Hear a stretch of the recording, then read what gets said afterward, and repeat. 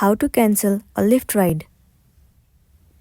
It's pretty easy and a quick process, so let's jump into the video. First thing first, head over to your application Lyft. Make sure that you are logged in to a specific account. Once you are in the home page, you will be able to see the destination that you have booked. All you want to do is click on this location. It will land you on this page. You will be able to see the option where it says Cancel Ride.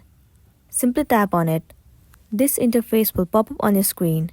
It says, we are currently matching you with a driver. Are you sure you want to cancel? So if you are actually ready to cancel the ride, simply tap on cancel. After that, your ride will be cancelled successfully, and then you'll be good to go. You can then select the different location and then select the ride as you prefer. After that, you will be good to go. So that's all for today, and this is simply how you can cancel a Lyft ride. Make sure to smash the like button and consider subscribing if you found this video helpful. And if you have any queries, you can drop it down in the comment section below. We'll see you in the next one.